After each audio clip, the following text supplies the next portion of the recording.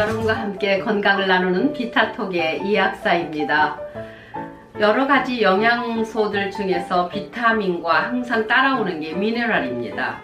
네, 미네랄은 굉장히 소량이 필요하면서도 또 우리 몸에 없어서는 안 되는 여러가지 효소들의 대사작용에 필요한 건데요. 그 중에서 아연에 대해서 말씀을 드려볼까 합니다. ZINC, zinc라고 하는데요. 머리카락, 발톱 이런 그 대사에 많이 작용한다고 생각하면 돼요. 그래서 발톱이나 손톱이 이상한 모양이 된다거나 하얀 반점이 생긴다거나 구부러지는 것, 또 손톱 같은 끝이 자꾸 부스러지고 할 때도 아연이 부족하다는 것을 생각하면 됩니다.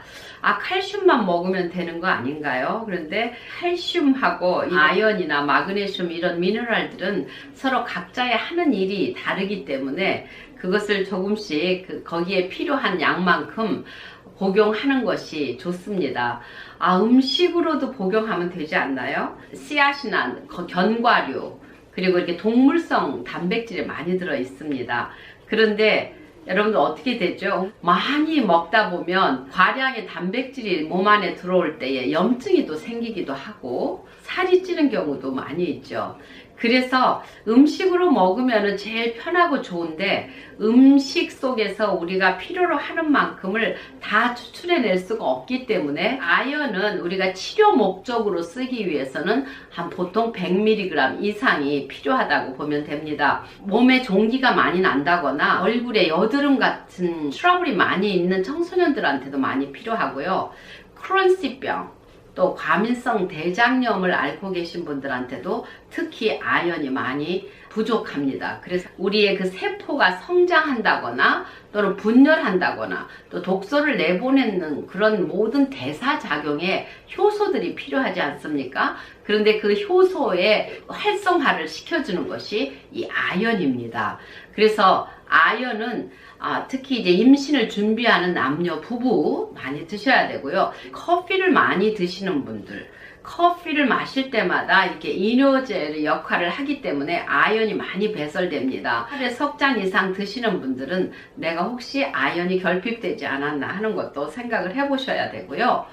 술을 많이 드시는 분은 보통 드시지 않는 분에 대해서 3배 이상의 아연이 배설되기 때문에 굉장히 아연 결핍으로 몸이 가려워진다거나 신경이 예민해진다거나 그럴 때가 많이 있습니다. 그 여자아이들이 그 생리가 있을 때 많이 예민해지는 이유가 있는데 여기서 잘 아셔야 될 것이 있어요. 아연 비슷한 분자식을 가진 것이 구리입니다. 그래서 구리가 몸 안에 이렇게 많이 쌓이게 되면 신경계통이 굉장히 예민해집니다. 그래서 아연이 부족해지면 이 몸은 어쨌든 아연이 필요하기 때문에 아연과 분자식이 비슷한 구리를 가지고 사용하게 됩니다. 여러분 이제 자동차를 고치려고 하다 보면 정품을 쓰시겠습니까? 아니면은 비정품을 쓰시겠습니까? 이런 초이스를 해야 될 때가 있죠. 당분간 쓰기에는 비정품도 쓸 수가 있지만 더 견고하고 정확하게 수리를 하고 싶을 때는 돈이 좀 들더라도 우리가 정품을 쓰지 않습니까?